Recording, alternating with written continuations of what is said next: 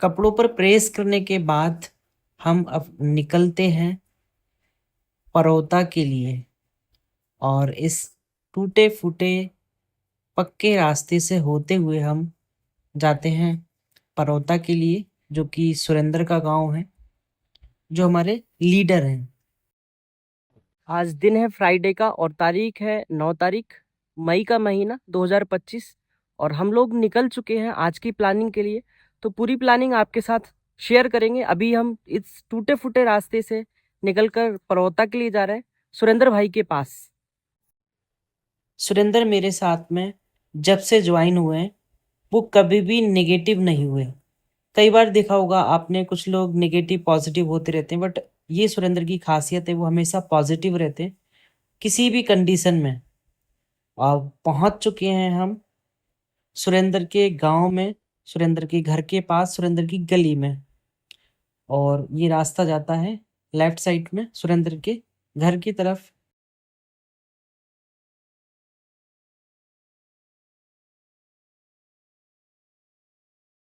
तो आ चुके हैं हम सुरेंद्र के पास, और सुरेंद्र के साथ में हमारा फॉलोअप है। कौन सा गाँव? गोटा। बरेली जिले में रामनगर से आगे गोटा पड़ता है, वहाँ आज हमारा फॉलोअप है। तो हम फॉलोअप पे सुरेंद्र के साथ जा रहे हैं। और उससे पहले एक माया बहन जी, तो उन्होंने मुझे कॉल करी थी, बोल रही कि स्कूल में किसी से मिलवाना है, क्योंकि वो टीचर है, तो मिलवाना है। उससे पहले हम जाएंगे अभी यहाँ से रामपुरा के लिए। तो रामपुरा मिलने के बाद उनसे, उसके बाद हम निकलेंगे गोठा के लिए। माया बहन जी हमारे व्हाट्सएप के स्टेटस से देखकर ज्वाइन हुई थी, जिनसे हम अभी मिलने जा रहे हैं। उनको थायराइड और बीपी की समस्या थी, उनको प्रोडक्ट दिए, फायदा हुआ बहन जी को। फिर उन्होंने अपने स्टाफ में लोगों को बताना शुरू किया, और स्टाफ में ही किसी से मिलवाना चाहती हैं। तो चलते हैं बहन जी से मिलते हैं, मुलाकात करते हैं किससे मिलवाना चाहती हैं बहन जी। मिलने के बाद हम यहाँ से निकलेंगे रामनगर के लिए। तो आ चुके हैं बहन जी के स्कूल में। बहन जी अभी प्राइमरी टीचर हैं संविदा पे। तो बहन जी से मिलते हैं।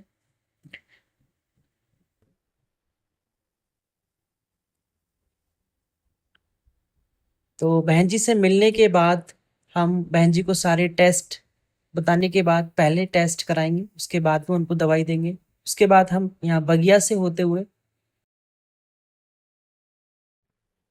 दोस्तों हम आ चुके हैं रामनगर के अंदर। और रामनगर में बहुत सारे सुंदर सुंदर मंदिर हैं।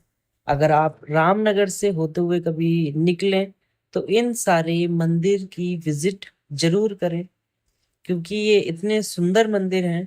आप अगर आओगे तो आपको मानसिक शांति जरूर मिलेगी।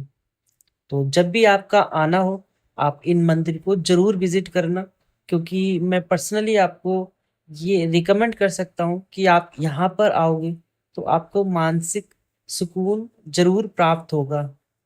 और यहाँ एक ही मंदिर नहीं, कई सारे मंदिर हैं, सभी अलग अलग, जैसे बौद्ध धर्म या हमारे जितने भी हिंदू धर्म के देवी देवताएं हैं, वो सभी इनके अंदर उपस्थित हैं या विराजित हैं। फाइनली हम लोग गोठा के लिए आ चुके हैं। ये गोठा का रास्ता है, 4 किलोमीटर यहाँ से गोठा है। तो फाइनली गाइज हम पहुंच चुके हैं गोठा खंडवा, जो रामनगर के लगभग 15 किलोमीटर दूर है। और हम जा रहे हैं फॉलो अप पे। तो चेक करेंगे कि हमारे कपड़े कहीं धूल तो नहीं लगी है, या कोई हमारे शूज पे कोई गंदगी तो नहीं लगी है, क्योंकि हम किसी के घर पे जब हम जाते हैं तो पूरी चीजें चेक करके जाएं, जिससे कि सामने वाले का फॉलो अप है जो ठीक से हो सके। क्योंकि छोटी छोटी चीजों को लोग देखते हैं, हम लोग प्रोफेशनल में हैं, तो सारी चीजें हमें चेक करके जानी चाहिए। और गांव में घुसने से पहले ये सारी चीजें सेट कर लेंगे। सेट करने के बाद में हम लोग फॉलो अप के लिए जाएंगे। दोस्तों आ चुके हैं गोठा गांव में। और गोठा गांव में पहुंचने के बाद हम एग्जैक्ट लोकेशन पे पहुंच गए थे, बट कॉल की, और जिनसे हम मिलने आए थे, जिनका हम फॉलो अप करने आए थे, वो जस्ट हमारे सामने से ही निकले। तो फाइनली हम गाइस आ चुके हैं। ये भाई साहब है हमारे, क्या नाम है आपका? आर्यन भाई। तो इन्होंने अपने पापा का रजिस्ट्रेशन करवाया था और दवाई लेने के लिए बोल रहे थे, तो इनसे मिलने के लिए हम आए हुए हैं। देखते हैं क्या ये बोल रहे थे और इनको सारी चीजें बताते हैं, उसके बाद में आपको नेक्स्ट बता देंगे कि क्या इन्होंने जवाब दिया। तो मिलते हैं नेक्स्ट। अभी हम आर्यन के घर पर ही हैं और फॉलो अप किया हमने, उनसे बोला प्रोडक्ट के बारे में कि अपनी आईडी को ग्रीन करवा लो, लेकिन बोल रहे हैं कि रजिस्ट्रेशन इनका कंप्लीट हो गया है। तो इनका कहना है कि हम किसी दूसरे को दवाई दिलवा दें और खुद ना लें, क्योंकि इनको अभी प्रोडक्ट की कोई ज़रूरत नहीं है। इसलिए ये चाह रहे हैं कि प्रोडक्ट किसी दूसरे को दिलवा दें और अपनी आईडी को कंप्लीट करवा लें। तो फाइनली हम लोग यहाँ से निकलते हैं, क्योंकि इनके पापा अभी यहाँ पर है नहीं घर पर, वो कहीं रिश्तेदारी में इनके किसके यहाँ गए, नाना जी के यहाँ पे गए हुए हैं। तो वो जब आएंगे तब मुलाकात उनसे होगी, तभी आईडी कंप्लीट हो पाएगी, क्योंकि अभी डिसीजन इनके हाथ में नहीं है, पेमेंट इनके हाथ में नहीं है। इसलिए फॉलो अप हम लोग करने आए थे, बट इनके पापा मिले नहीं। कुछ दिन पहले सुरेंद्र के मामा जी को प्लान दिया था बट उन्होंने मना कर दिया। आज बिना बताए उनके घर पे आ गए, सारे लोग सो रहे थे तो हमने उनको परेशान किया, उठाया और मोटिवेट किया, बहुत सारे वीडियोस उनको दिखाया। विचार उनका धीरे धीरे बन रहा है। कुछ प्रोडक्ट भोविटा के लिए उन्हें मोटिवेट किया।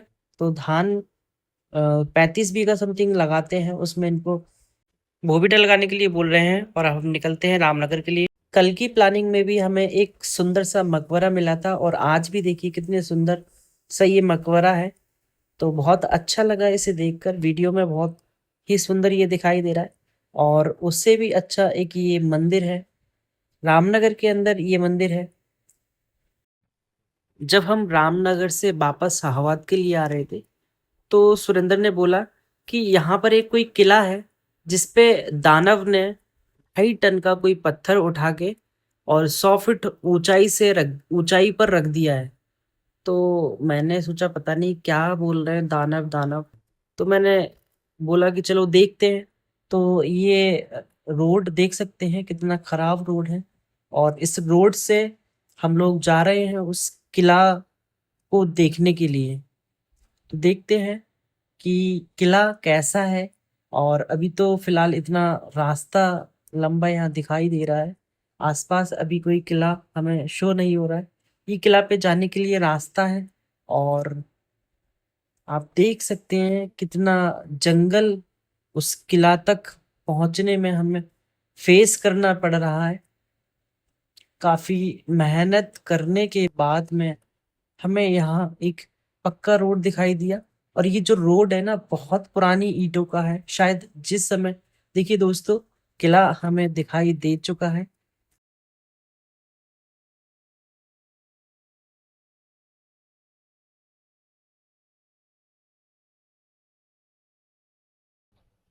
दोस्तों हम लोग रामनगर की प्लानिंग करते हुए निकल रहे थे, तो सुरेंद्र भाई ने बोला कि इधर एक किला भी है जिसपे एक दानव ने ऊपर जो पीछे पत्थर रखा हुआ है, और इसकी शायद वजन की बात करें तो टन के हिसाब से इसकी वजन है।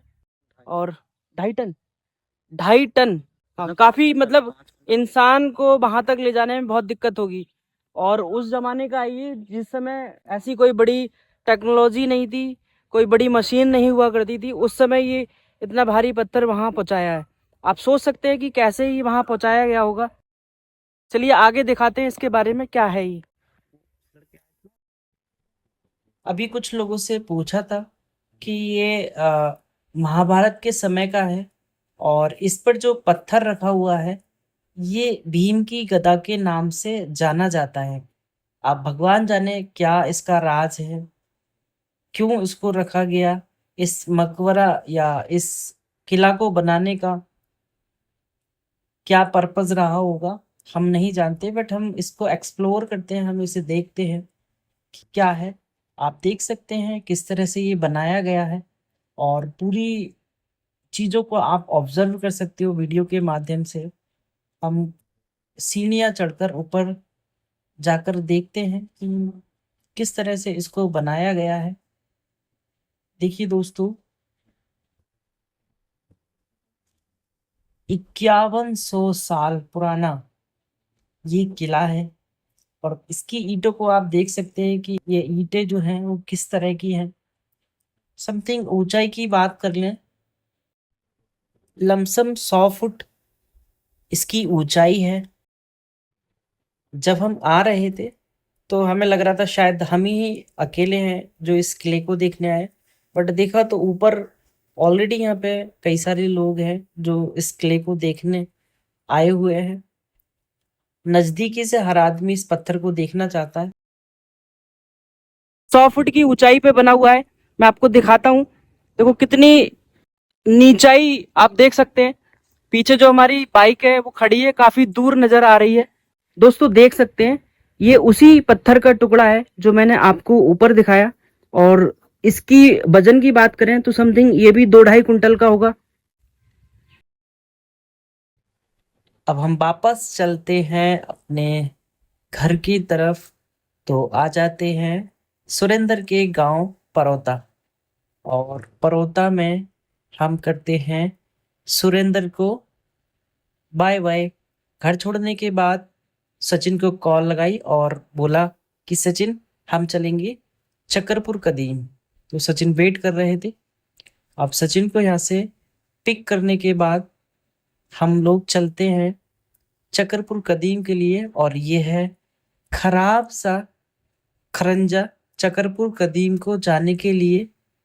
दोस्तों ट्रेनिंग में हमें बताया गया है कि ये जो नेटवर्क मार्केटिंग का काम है, ये काम नहीं है बच्चों का, क्योंकि यहाँ पर तेल निकल जाता है अच्छों अच्छों का।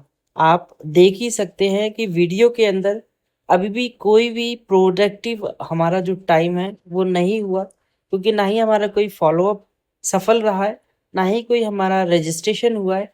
मतलब बिना किसी प्रोडक्टिव एक्टिविटी के हम लोग लगातार ट्रेवल कर रहे हैं, लगातार घूम रहे हैं। तो आप समझ सकते हैं। हम आ चुके हैं अभी चकरपुर कदीम में, क्योंकि यहाँ से कमलेश बहन जी की कॉल गई थी जब हम रामनगर थे। बोल रही थी कि दूसरी जो कमलेश बहन जी है उन्होंने रजिस्ट्रेशन कराया था, तो प्रोडक्ट लेने के बारे में बोल रही थी कि दवाई लेनी है। चलिए मिलते हैं कमलेश बहन जी से। बहन जी पेमेंट की व्यवस्था करके हमें कॉल करेंगी। और ये हैं कमलेश बहन जी के पति देव। फिर हम आए थे डॉक्टर साहब के पास फॉलोअप के लिए, लेकिन वहाँ देखा कई सारे लोग को ड्रिप लग रही है और कई सारे पेशेंट पेंडिंग है। तो हम फिर थोड़े से बैठे, उसके बाद यहाँ से निकले और चल दिए अपने घर के लिए। सचिन को बाय करने के बाद दोस्तों पूरे दिन के अंदर 3 से 4 ही एक्टिविटी हो पाई। तो आप समझ सकते हैं कि नेटवर्क मार्केटिंग में कितनी मेहनत लगती है और कितने धैर्य की आवश्यकता होती है। इसीलिए बोलते हैं ये बिजनेस 3 से 4 साल धैर्य रखने का बिजनेस है।